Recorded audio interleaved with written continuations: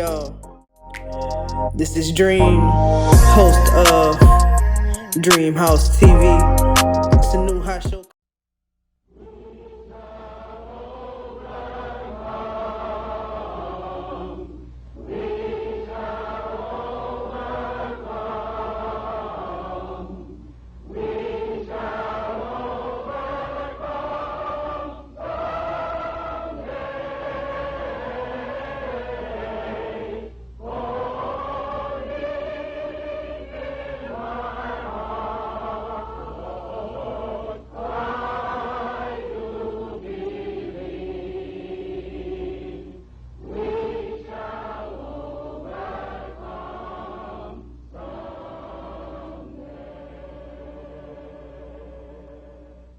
At this time, I have the honor to present to you the moral leader of our nation. I have the pleasure to present to you Dr. Martin Luther King, Jr.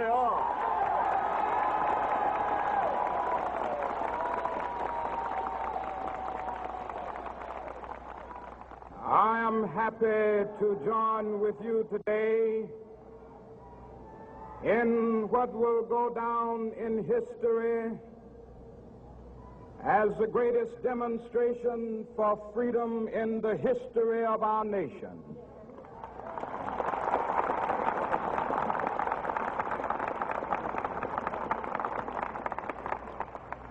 Five score years ago,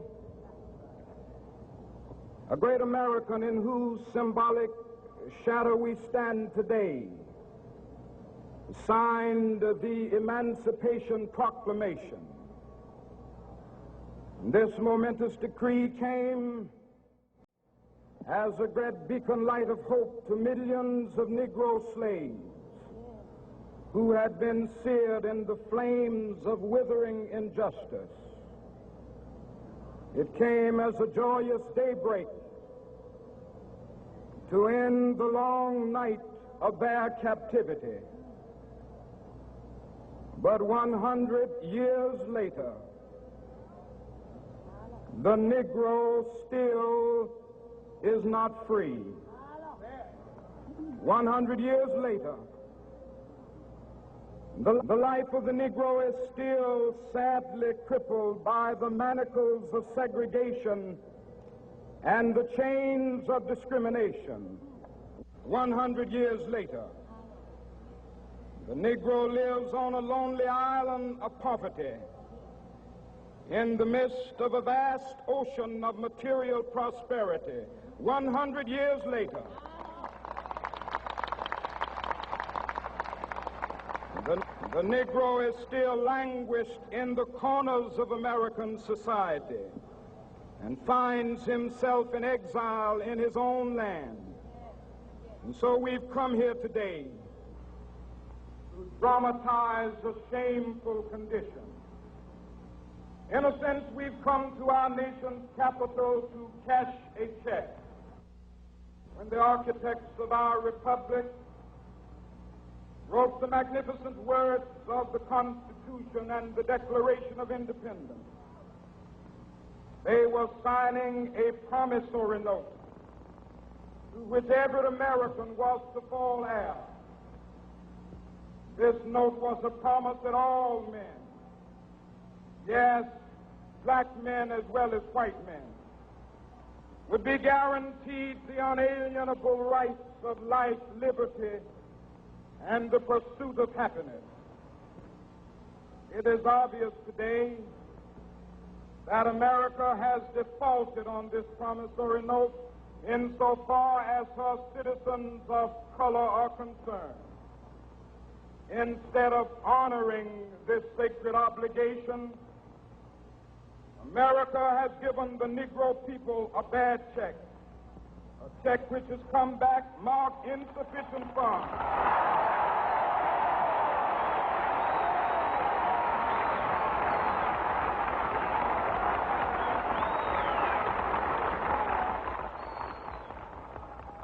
But we refuse to believe that the Bank of Justice is bankrupt. We refuse to believe that there are insufficient funds in the great vaults of opportunity of this nation. So we've come to cash this check, a check that will give us upon demand the riches of freedom and the security of justice.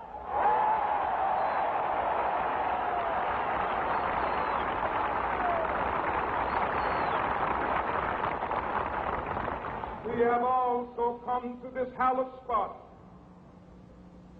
to remind America of the fierce urgency of now. This is no time to engage in the luxury of cooling off or to take the tranquilizing drug of gradualism.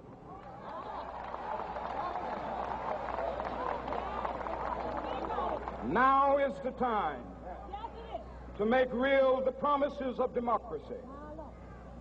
Now is the time to rise from the dark and desolate valley of segregation to the sunlit path of racial justice.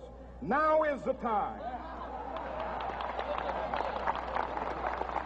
to lift our nation from the quicksands of racial injustice to the solid rock of brotherhood. Now is the time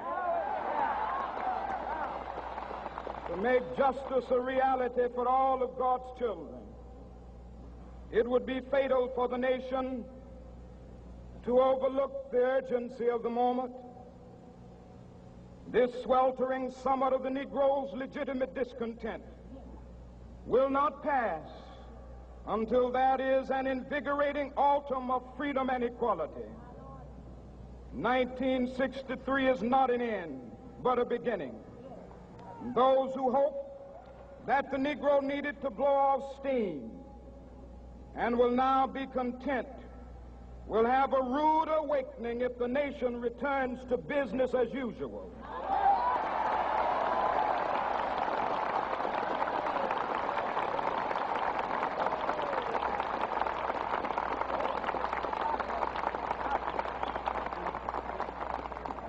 There will be neither rest nor tranquility in America until the Negro is granted his citizenship rights. The whirlwinds of revolt will continue to shake the foundations of our nation until the bright day of justice emerges. But that is something that I must say to my people who stand on the warm threshold which leads into the palace of justice. In the process of gaining our rightful place, we must not be guilty of wrongful deeds. Let us not seek to satisfy our thirst for freedom by drinking from the cup of bitterness and hatred.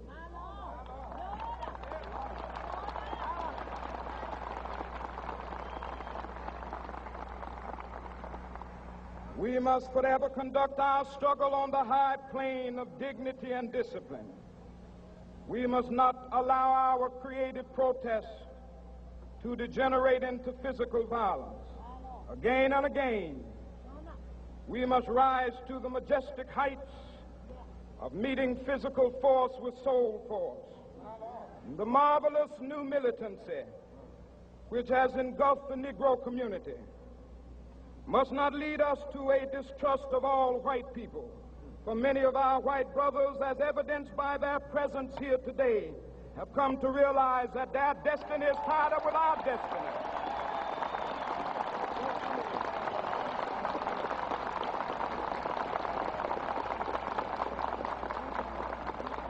And they have come to realize that their freedom is inextricably bound to our freedom. We cannot walk alone. And as we walk, we must make the pledge that we shall always march ahead. We cannot turn back. There are those who are asking the devotees of civil rights, when will you be satisfied? We can never be satisfied as long as the Negro is the victim of the unspeakable horrors of police brutality. We can never be satisfied as long as our bodies, heavy with the fatigue of travel, cannot gain lodging in the motels of the highways and the hotels of the cities.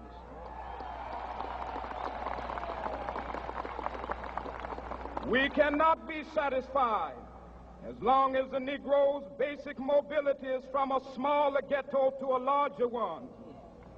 We can never be satisfied as long as our children are stripped of their selfhood and robbed of their dignity by signs stating for whites only.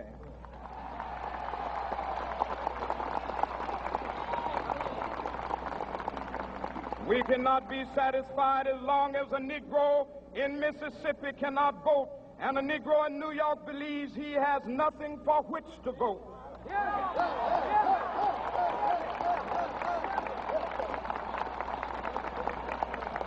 No, we are not satisfied, and we will not be satisfied until justice rolls down like waters and righteousness like a mighty stream.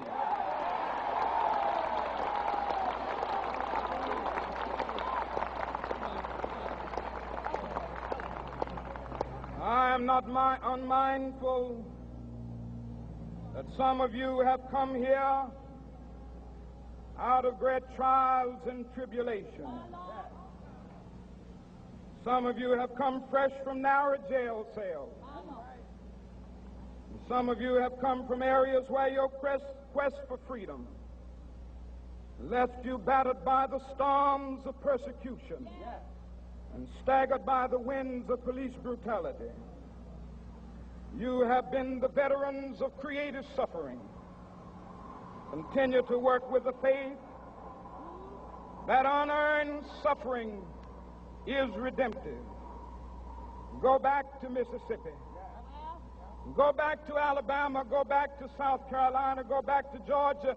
Go back to Louisiana. Go back to the slums and ghettos of our northern cities.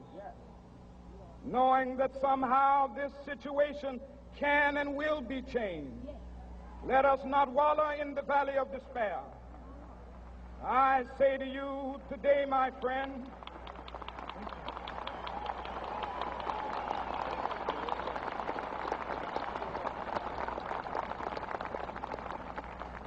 so even though we face the difficulties of today and tomorrow, I still have a dream. It is a dream deeply rooted in the American dream.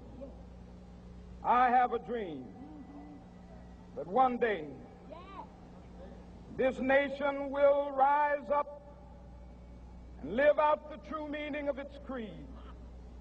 We hold these truths to be self-evident, that all men are created equal.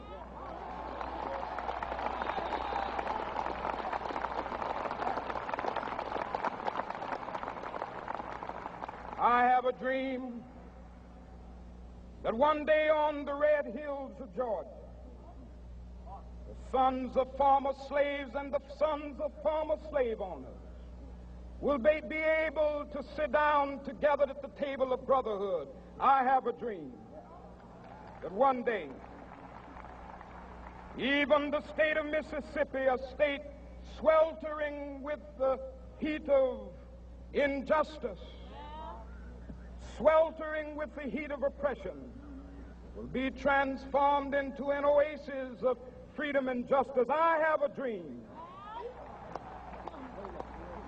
that my 4 little children will one day live in a nation where they will not be judged by the color of their skin, but by the content of their character. I have a dream today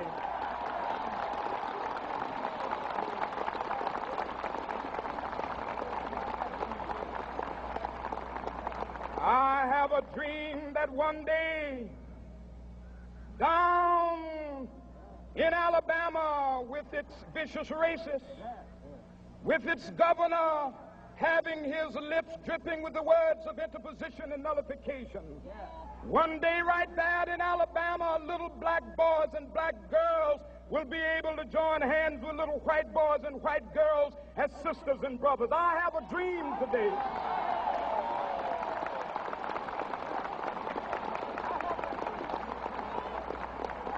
I have a dream that one day every valley shall be exalted, And every hill and mountain shall be made low, the rough places will be made plain, and the crooked places will be made straight, and the glory of the Lord shall be revealed, and all flesh shall see it together. This is our hope. This is a faith that I go back to the South with. With this faith, we will be able to hew out of the mountain of despair a stone of hope. With this faith, we will be able to transform the jangling discords of our nation into a beautiful symphony of brotherhood. With this faith, we will be able to work together, to pray together, to struggle together, to go to jail together, to stand up for freedom together, knowing that we will be free one day. This will be the day. This will be the day when all of God's children will be able to sing with new meaning, my country, tears of thee. Sweet land of liberty, of thee I sing. Land where my fathers died, land of the pilgrim's pride. From every mountainside, let freedom ring. And if America is to be a great nation, this must become true. And so let freedom ring. From the prodigious hilltops of New Hampshire, let freedom ring. From the mighty mountains of New York, let freedom ring. From the heightening Alleghenies of Pennsylvania, let freedom ring. From the snow-capped Rockies of Colorado, let freedom ring. From the curvaceous slopes of California. But not only that, let freedom ring from Stone Mountain of Georgia. Let freedom ring from Lookout Mountain of Tennessee. Let freedom ring from every hill and molehill of Mississippi, from every mountainside. Let freedom ring. And when this happens, and when we allow freedom ring, when we let it ring from every village and every hamlet, from every state and every city, we will be able to speed up that day when all of God's children, black men and white men, Jews and Gentiles, Protestants and Catholics, will be able to join hands and sing in the words of the old Negro spiritual, free at last, thank God Almighty, we are free at last.